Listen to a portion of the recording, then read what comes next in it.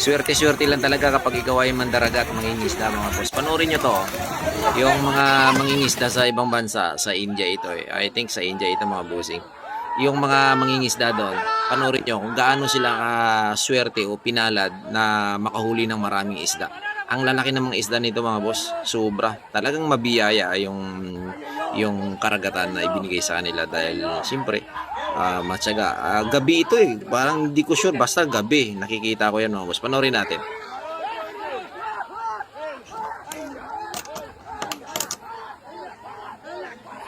Di ba? Lalaki ng mga isda oh.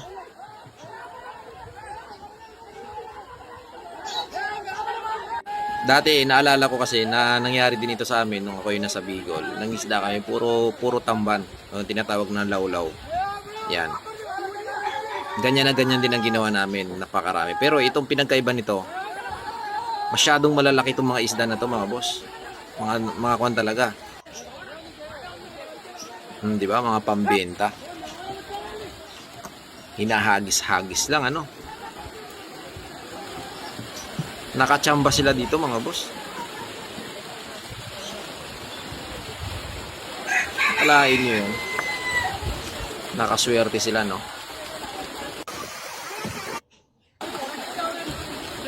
Kita nyo yung mga video nila. Swerte. Grabe yung biyaya sa kanila oh.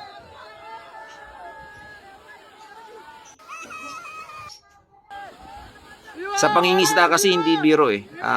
Shout out sa ating mga kababayan, mga mandaragat, mangingisda yan. Hindi biro po, nakasungod po yung kanilang buhay dyan. Tapos yung pagod. Hindi po ba yung puyat. Gabi pa lang, umaalis na yan sila para mangisda. Tapos pag uwi niyan, mga madaling araw, yan. Doon mo malalaman kung meron kayong huli. Parang sugal yun eh.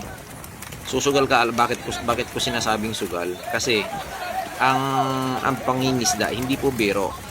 Yun po yung totoo. Danas ko po yan eh. Susugal ka ng gasolina, susugal ka ng pagod. Lahat po may puhunan po yun. Hindi naman po pwede nung pupunta ka ng dagat na wala kang puhunan. Paano ka makakarating doon sa dagat na wala kang gasolina? Kailangan mong umandar yung motor mo. Pwede naman yung disagwan. Kailangan mo pa rin may puhunan. Magbabaon ka siyempre. Kanin. Pag isda, hindi mo na kailangan kasi pag may huli ka, ikikilaw mo na lang.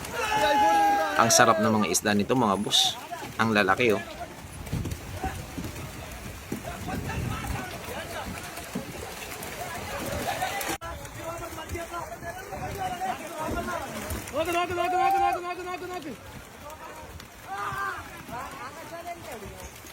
Oh.